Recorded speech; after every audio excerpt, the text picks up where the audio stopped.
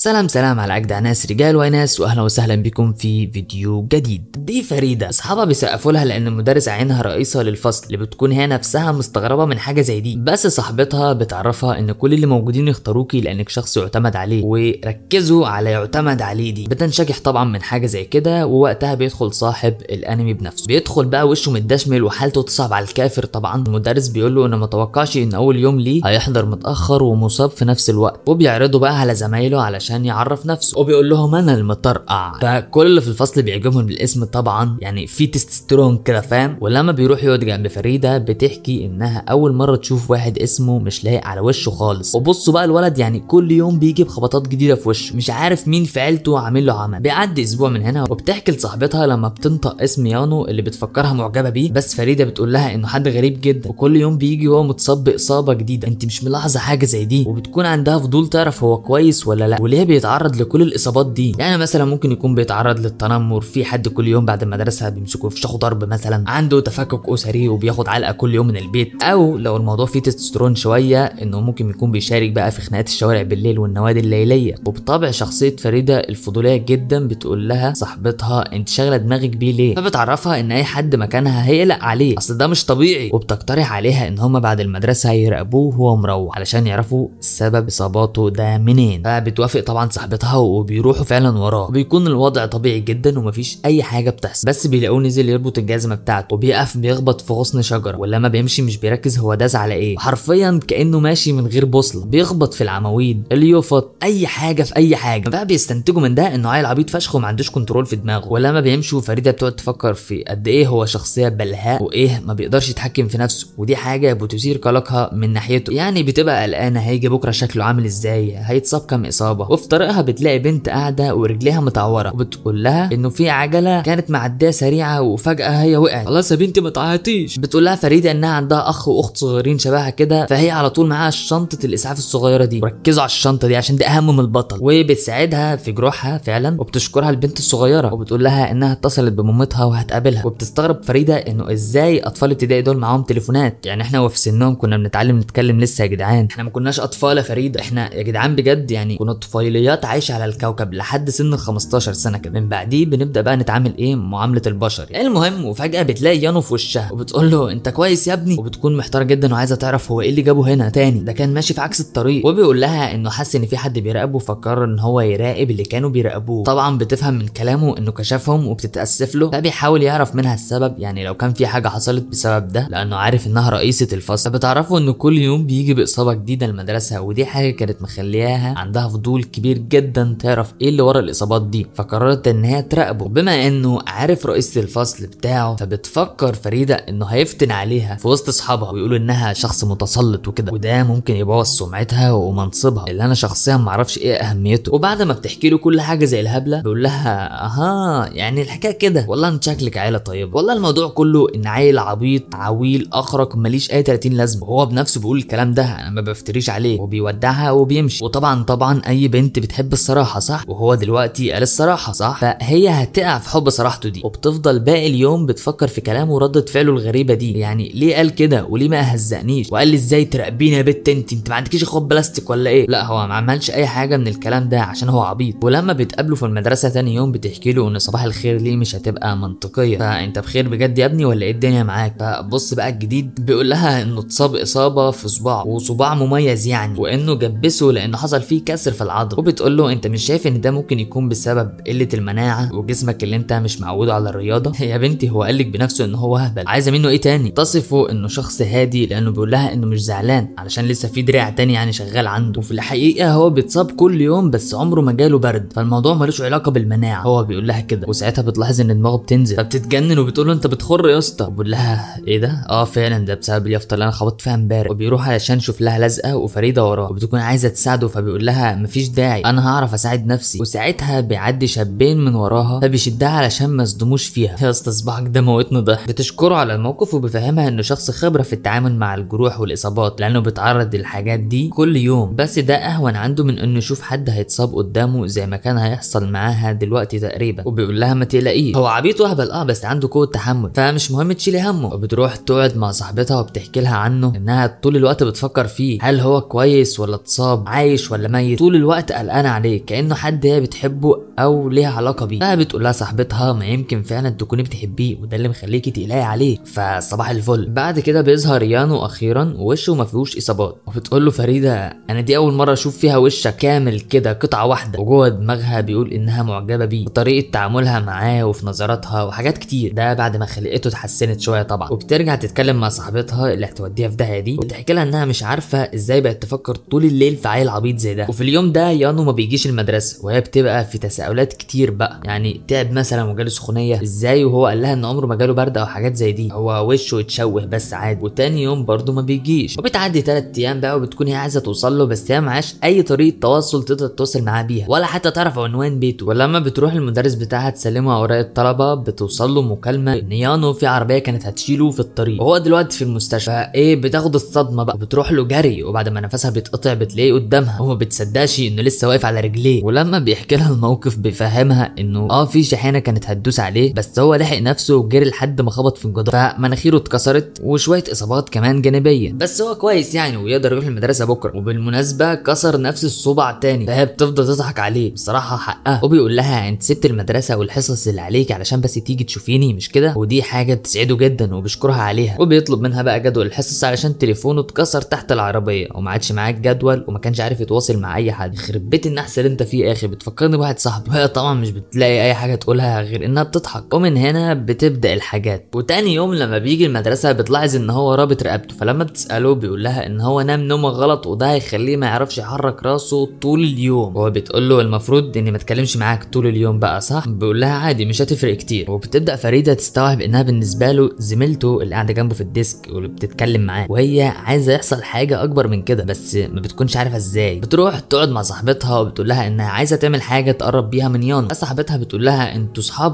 بس في يا بنت حاجز ما بينكم، مفيش امل خالص، الولا نو شخصيه نو كومنت، كل حاجه عنده في السبلايز. وبتبدا فريده بقى تلاقي تحركاته وتصرفاته في المدرسه وبتلاقي انه مش مع حد خالص، عايش في ملكوت الله كده ومع حاله وبطل يكلمها هي كمان. يخرب بيت الرهاب الاجتماعي. لما بيخرجوا من المدرسه وبتشوفه ماشي لوحده بتحس فعلا انها محتاجه تقرب ليه، عايزه تداوي جروح الواد الغلبان ده. مش عارف بس دي مش حاجه غريبه ان البنات بتحب اي حاجه غريبه، او ممكن ده يكون شفقه ويمكن بتكن مشاعر ليه لانها عايزه تعرف عن حياته اكتر لان فضولها هيموتها. ومن هنا تبدا خطه فريده بجذب انتباه الشاب النيرد اللي جنبها في الدكه، وبتفهم صاحبتها انه بيعتمد يتجنب الناس بسبب حالته دي وده اللي مخليه عامل حاجز بينه وبينها. وبيبداوا يدوروا على طريقه يطلعوا بيها يانو من القوقعه بتاعته دي علشان ينفتح على الاخرين، والخطه دي بتكون باسم تحطيم حاجز يانو، وان هما هيجيبوا معاهم المدرسه كوكيز كتير ويبداوا ياكلوه قدام يانو ويشوفوا اذا كان هيطلب منهم واحده ولا هيتكسر، وحتى لو ما طلبش فباقي الطلبه هييجوا ياخدوا منهم طبعا. وهي بقى هتستغل الفرصه دي وتعزم عليه، ولما يدوقها تقدر بده تكسر الحاجز اللي هو حطه ما بينهم. وطبعا مفيش اي حاجه من الكلام العبيط ده بتحصل لان الكوكيز بيخلص كله منهم قبل ما هم حتى يدوقوه. بيكون عجب صحابها جدا، بيقولوا لها ده انت لقط لازم تجيب لنا منه كل يوم. فبتنتقل الخطه به وانها تقول له انها نسيت كتابها في البيت. فبص بقى ايه اللي حصل له اول ما حب ان هو يقرب منها علشان يشوفوا مع بعض في كتاب واحد. بيقفل على صباعه بالديسك، وفي كل مره بتحاول تقرب منه بيحصل له اصابه جديده بسببها، وحاجه يعني قمه النحو. وبتبدا بقى تفقد الامل في انها تتعرف عليه بسبب اللعنه اللي ما بينهم دي. وهو هنا بيجي لها وبيسالها ليه هي قاعده كده، ولما بتشوفه بتقول في نفسها ان الاصابات اللي في وشه دي حصلت بسببها وبسبب تخطيطها، وبتفكر تعتذر له بس هو بيسيبها وبيمشي. وهي بتمسكه من قفاه وبتقول له ايه يلا انا لسه ما اتاسفت، وبتقطع له زراير القميص فبتزود المبلة طين وبتتاسف له بقى لان كل اللي بيحصل فيه ده بسببها. فبيضحك من منظرها وهي كانت بتشده من هدومه، ولما بتشوف ايده بتلاقي الصباعين اللي مربوطين مش واحد. فهي هنا بتجد منه بقى يعني خلاص جابت اخرها منه، وبتتفق معاه وبتطلب منه انها عايزه تعتني باصاباته من هنا ورايح، واي حاجه تحصل له هي المسؤوله عنها لان معاها شنطه اسعاف يا جدعان.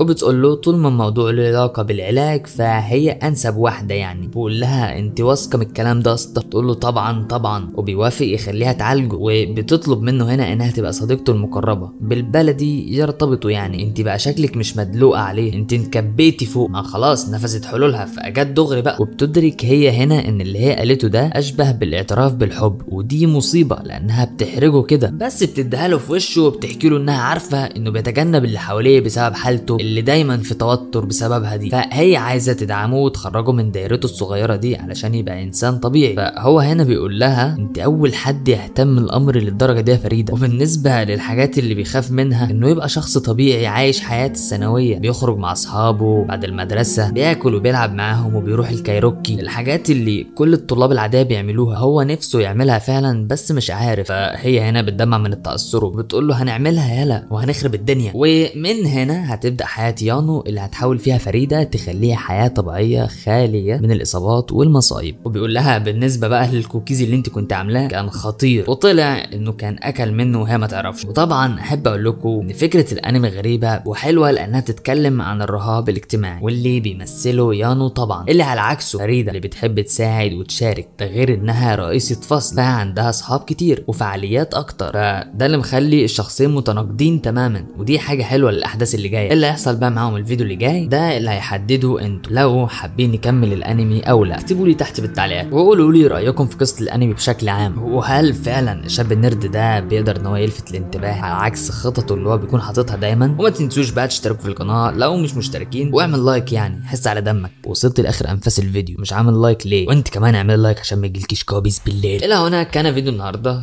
اشوفكم الفيديو الجاي على خير وكله في الصبلايز. بيس.